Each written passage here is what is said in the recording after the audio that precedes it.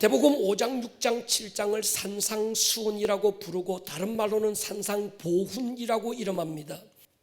그 가운데서 마태복음 6장은 산상수훈 가운데서도 가장 엑기스가 되는 말씀입니다.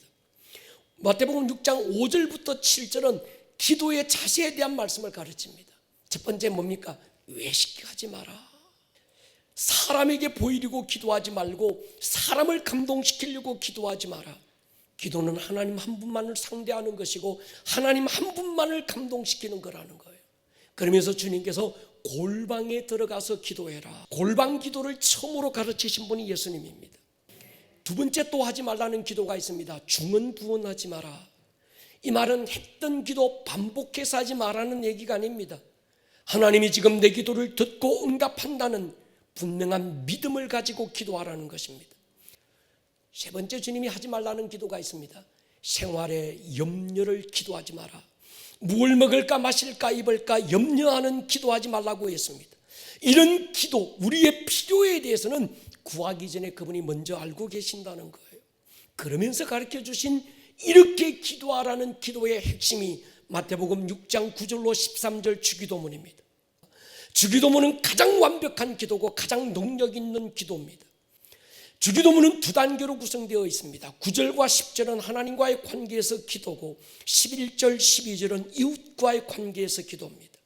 하나님과의 관계에서 기도 세 가지지요. 먼저 하나님의 이름이 영화롭게 되기를 원하는 기도. 두 번째, 하나님의 나라가 내 삶에 임하기를 갈망하는 기도. 세 번째는 하나님의 뜻이 하늘에서 이루어진 것처럼 이 땅 내 삶의 가운데 풀어지기를 기도하라는 거지요. 여러분, 이것이 우리 기도의 핵심입니다. 하늘에서 이루신 하나님의 뜻은 무엇일까요? 이거지요. 하늘에서 이루신 하나님의 뜻, 우리가 진정한 예배자가 되는 겁니다. 예배는 신앙의 옵션이 아닙니다. 예배는 인생의 한 부분이 아니죠. 우리는 예배를 위해서 지원받았습니다. 예배는 어떤 상황에서도 멈출 수 없는 모든 그리스도인의 사명이고 부르심입니다.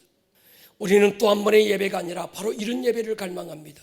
찬송하다가 하늘문이 열리는 예배, 기도하다가 하나님의 나라가 임하는 예배, 말씀을 듣다가 하나님의 뜻이 내 삶의 모든 영역에 풀어지는 그런 예배. 이것이 다윗의 열쇠를 받은 자의 특권이고 하나님의 자녀들이 당당하게 누릴 특권이지요.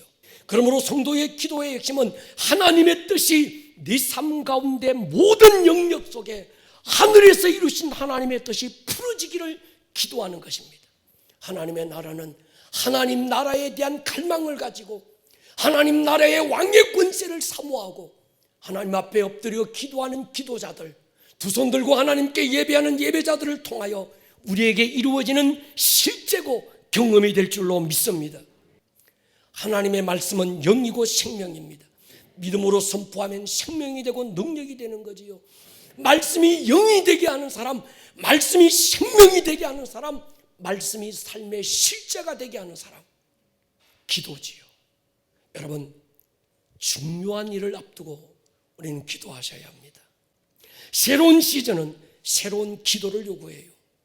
이제는 기도의 영성이 달라져야 되고 기도의 DNA가 달라져야 합니다.